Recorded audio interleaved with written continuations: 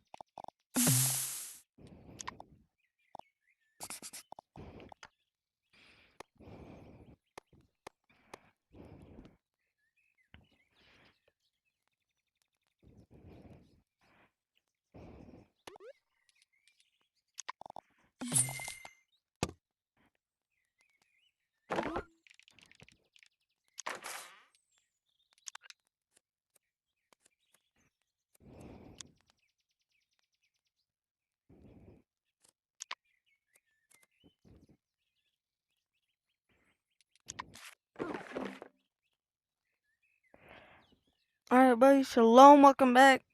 Bible study again. It's been a while. Well, we're back and doing Bible study Thursdays. We still have this here, the turkey. He's staying there for a long time. So for now, we are back, and we are going to be reading back on the Acts of the Jewish Apostles once again. We're going to read 2 chapters, which means we're going through the book of Acts, of course.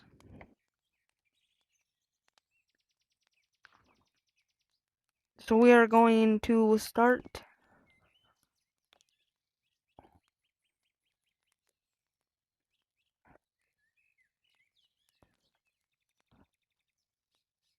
So chapter 1, the Apostles. The risen Yeshua appeared to people primarily to ordain them as his apostles. And the apostle Peter said, God raised them up and granted that he become visible, not to all the people, but to witnesses who were chosen beforehand by God, which is said in Acts 10 verse 40 and 41. Before someone could function as an eyewitness of the risen Messiah, he needed to see him, which the Greek word apostolos refers to a messenger sent out by a mission, out on a mission as an agent of the sender, and it corresponds exactly to the Hebrew shalakai, a word based upon the Hebrew verb to send. And in Judaism, the term shalakai, which stands for sent one or apostle, referred to a legal agent or representative that a man dispatched on a mission to represent him and his interests. And Shekilim, which was plural form for sent ones and apostles, and did not necessarily occupy a religious office, as they simply acted as agents of a sender. The man sending out Shalakai commended him as a legal agent and imbued him with something like the power of attorney, and that is the authority of the sender. For example, a man could send a shalakai on behalf to betroth a maiden for him. In that case, the shalakai stood in for the man who sent him in the betrothal ceremony. Likewise, a man could deliver a certificate of divorce to his wife through a shalakai, and the Talmudic rule of the Shalakai stated, "A man Shalakai is like the man himself," and an adage that essentially meant a man Shalakai has the same legal authority as the man himself. And the sender of such an agent invested the Shalakai with his identity and authority. The rabbis referred to Moses, Elijah, Elisha, and Ezekiel as the Shilshim of God, because they performed acts ordinarily performed by God alone. A Shalakai of Yeshua also had a specific mission and credentializing the master by sending his apostles out as witnesses to his resurrection. You shall be my witnesses. Acts 1 verse 8. Apostleship required a visitation from the risen Messiah before his ascension, except for Paul. All the apostles received that visitation during the 40 days between Yeshua's resurrection and his visitation during the 40 days between Yeshua's resurrection and his ascension. And Paul considered himself an exception to the criteria because of his Damascus Road encounter. Last of all, as to one untimely born, he appeared to me also, for I am least of the apostles and not fit to be called an apostle. 1 Corinthians 15, verse 8 to 9.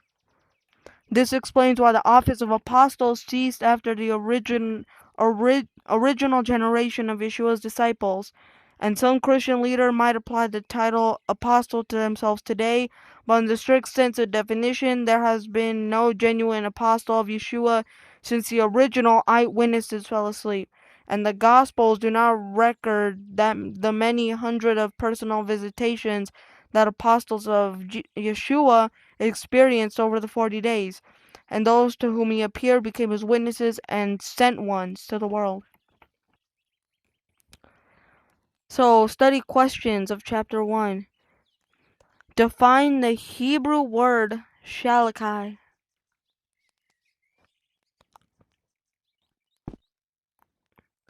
Define the Hebrew word shalakai. It's one of those you get 1 minute to think about it.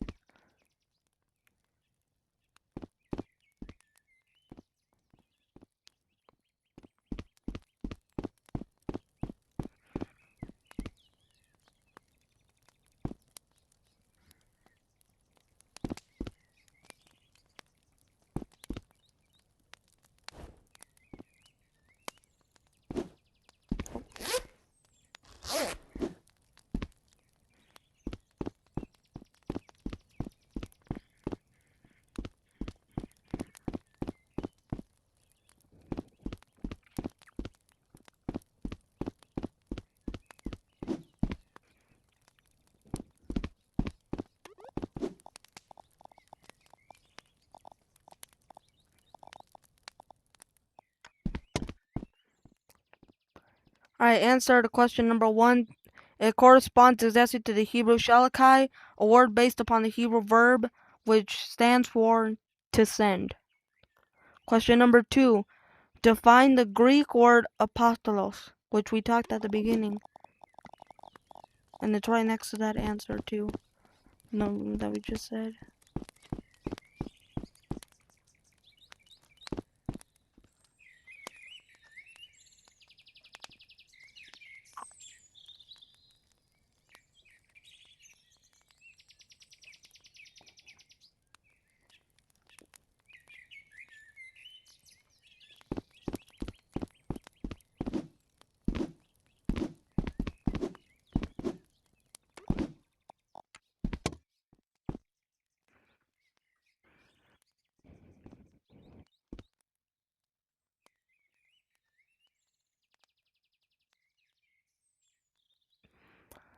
The answer to question number 2 is the Greek word apostles refers to a messenger sent out on a mission as an agent of the sender. That's what that's the definition. Question number 3. What specific criteria was required to be a sent one of Yeshua? How, what did you need to be a sent one of Jesus?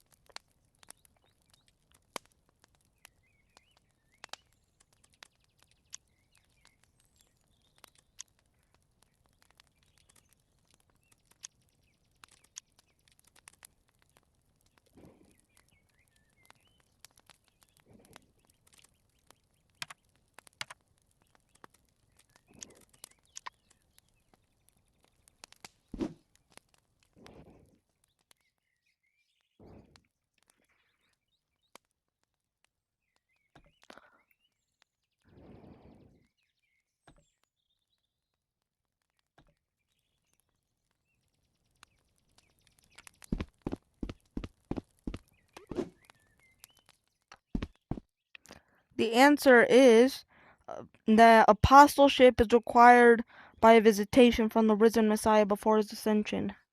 And question number 4. What was the mission of the sent ones? What was their mission?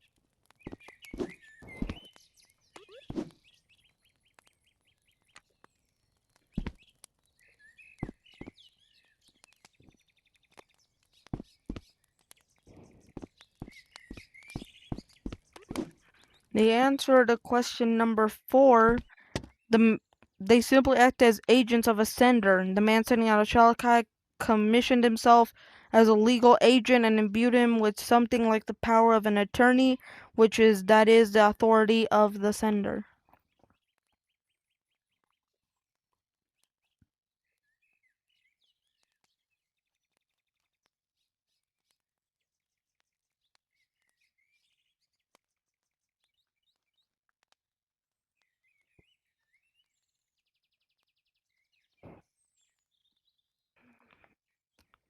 Chapter 2.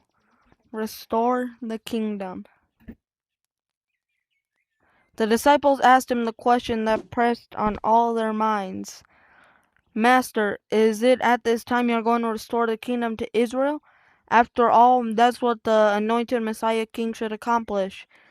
Throughout the apostolic age, believers confidently anticipated that Yeshua would return and establish his kingdom on earth in a real and tangible manner, and they believed that he would sit on the throne of his father David in Jerusalem, administering justice and righteousness for the kingdom of Israel and ruling over the nations with a scepter of iron.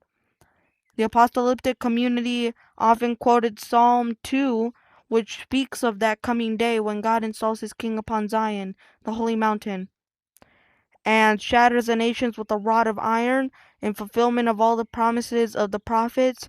The Scion of David will conquer the nations and reign over all the kingdoms of the earth. Numerous passages from the ancient prophets testified to the restoration of the kingdom of Israel. For example, in Ezekiel 37 from 24 to 28, the prophet is saying, "My servant David will be king over them." And the passage goes on to say that in those days they will walk in my ordinance and keep my statutes and observe them, which is to say that in the days of the Messiah, Israel will keep the Torah, and the prophet also says that they will live in the land of Israel, the land which their fathers Abraham, Isaac, and Jacob lived. They will live on it, they and their sons' sons forever, and David my servant will be their prince forever. Ezekiel 37 verse 25. And the same passage predicts that God will make an everlasting covenant of peace with Israel, and he will greatly multiply their numbers, and he will rebuild a temple, setting it in their midst, never to be destroyed again. Ezekiel 37 verse 28 says, "The nations will know that I am the Lord who sanctifies Israel when my sanctuary is in their midst forever." Later, church theology rejected the notion of a literal kingdom restored to Israel, and Christian theologians taught that the church is the kingdom, and the Old Testament prophets spoke metaphorically of the church age, during which the church will take over the world. This theology lent itself well to the political aspirations of the Roman Church, and more importantly, it justified the perceived theology of supersession to the Gentile church. A literal future Jewish kingdom seemed absurd, but yet that was the hope of the disciples when they asked the Master, "Is it at this time you are going to restore the kingdom to Israel?"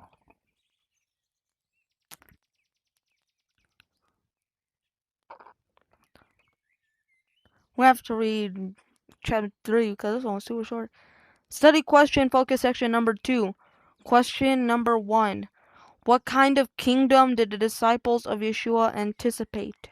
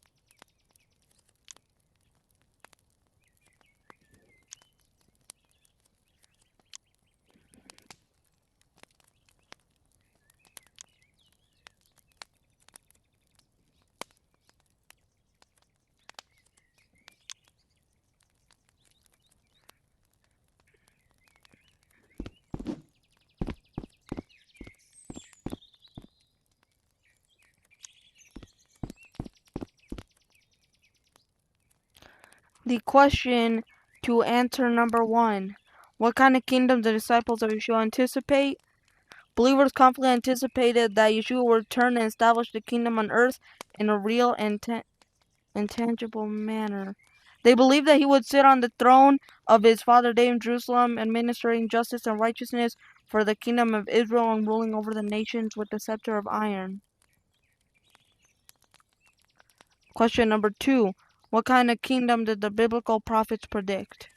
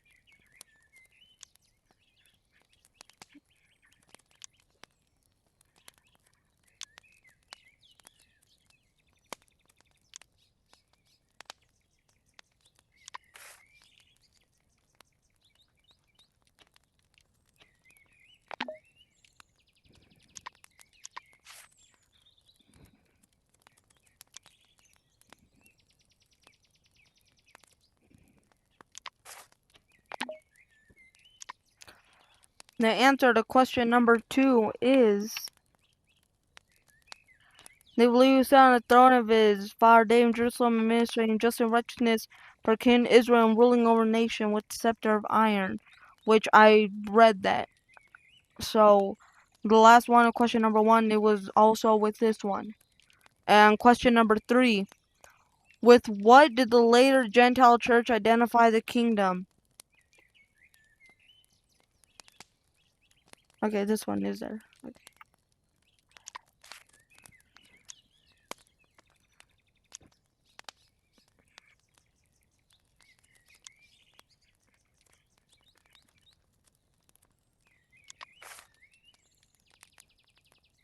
Yeah, I can make that.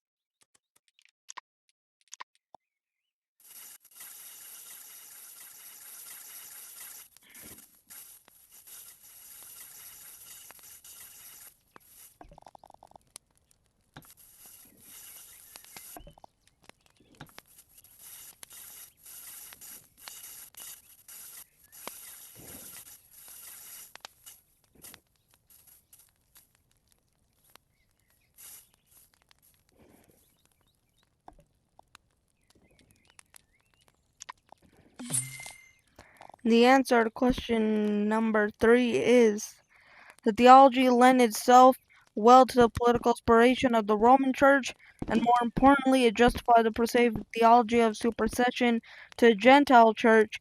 A literal future Jewish kingdom seemed absurd, but yet that was the hope of the disciple when they asked the Master, "Is at this time you are going to restore the kingdom to Israel?"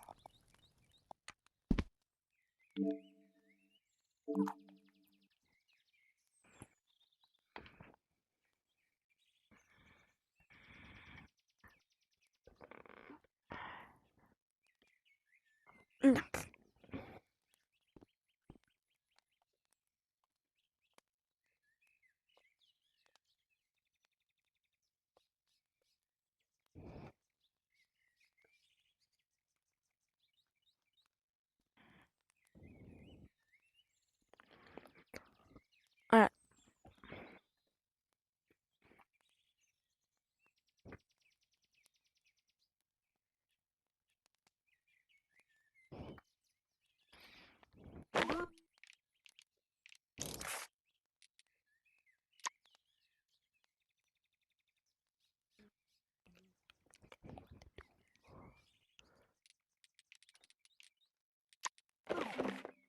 Okay.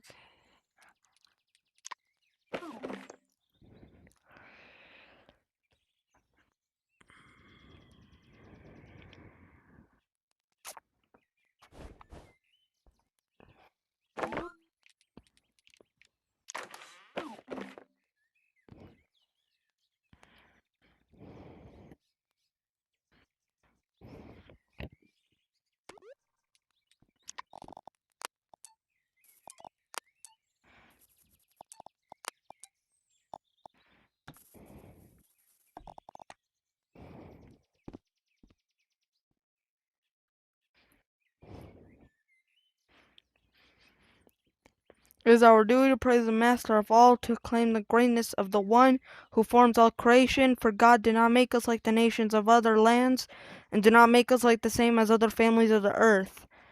God did not place us in the same situation as others, and our destiny is not the same as anyone else's.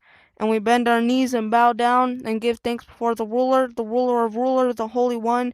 Blessed is God, the one who spread out the heavens and made the foundations of the earth, and whose precious dwelling is in the heavens above, and whose powerful presence is in the highest heights. Adonai is our God, and there is none else. Our God is truth, and nothing else compares, as it is written in your Torah. And you shall know today and take to heart that Adonai is the only God in the heavens above, and the earth below. There is no other. Therefore we put our hope in you, Adonai our God, to soon see the glory of your strength, to remove all idols from the earth, and to completely cut off all false gods, to repair the world, your holy empire, and for all living flesh to call your name, and for all the wicked of the earth to turn to you. May all the world's inhabitants recognize and know that to you every knee must bend, and every tongue must swear loyalty before you, Adonai our God. May all bow down and give honor to your precious name, and may all take upon themselves the yoke of your rule, and may you reign over them soon and forever and always, because all rule is yours alone, and you will rule in honor forever and ever, as it is written in your Torah. Adonai will reign forever and ever. And as it is said, Adonai will be ruler over the whole earth, and on that day the Lord will be one, and his name will be one. Ushemo Echad. Yavrech Adonai mishmerecha, Yaver Adonai panavelecha vichunecha, Yasem Adonai panavelecha, Yasem is shalom. May the Lord bless you and keep you. May the Lord make his face to shine upon you and be gracious unto you. May the Lord make his countenance to shine upon you and give you his peace wherever you go. Hashem is Yeshua. Shalom, everyone. I will see you Sunday.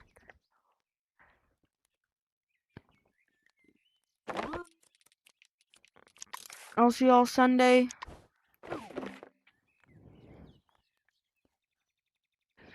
Next week we are going to talk, well, not next week, but Sunday we are going to talk about, we're on the part of the tabernacle in the book of Moses. So prepare for next week because it's gonna get really good.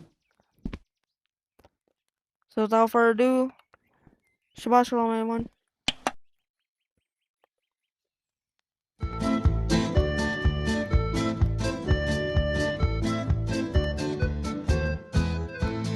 Shabbat Shalom, Shabbat Shalom, Shabbat, Shabbat, Shabbat, Shabbat Shalom, Shabbat Shalom, Shabbat Shalom, Shabbat, Shabbat, Shabbat, Shabbat Shalom, Shabbat, Shabbat, Shabbat, Shabbat Shalom, Shabbat, Shabbat, Shabbat, Shabbat Shalom, Shabbat Shalom, Shabbat Shalom, Shabbat, Shabbat, Shabbat, Shabbat Shalom. Am Yisrael, Am Yisrael, Am Yisrael Chai. Am Yisrael, Am Yisrael, Am Yisrael Chai. Am Yisrael, Am Yisrael, Am Yisrael Chai. Am Yisrael, Am Yisrael, Am Yisrael Chai. Od Avinu Chai, Od Avinu Chai. Od Avinu, Od Avinu, Od Avinu Chai. Od Avinu Chai, Od Avinu Chai. Od Avinu, Od Avinu, Od Avinu Chai. Havenu Shalom Alechem. Havenu Shalom Alechem. Havenu Shalom Alechem. Havenu Shalom, Shalom, Shalom Alechem. Havenu Shalom Alechem. Havenu Shalom Alechem. Havenu Shalom Alechem. Havenu Shalom, Shalom, Shalom Alechem. Shalu Shalom Yerushalayim. Shalu Shalom Yerushalayim. Shalu Shalom Yerushalayim. Shalu Shalom Yerushalayim.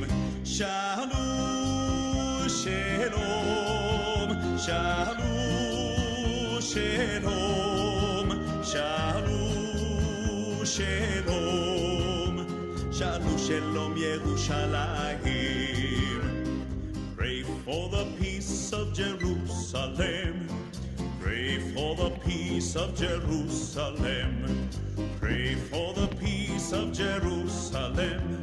Jerusalem shall live in peace. Shalom, Shalom, Shalom, Shalom, Shalom, Shalom, Shalom, Shalom, Yerushalayim. Shalom, Shalom, Shalom, Shalom, Shalom, Shalom, Shalom, Shalom, Yerushalayim.